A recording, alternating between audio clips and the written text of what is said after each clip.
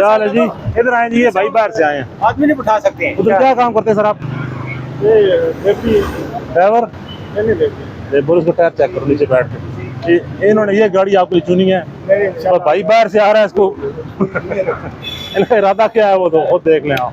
नहीं आप इनको फाइन दें जी। ड्राइविंग करते हैं बाहर, क्या करते हो उधर?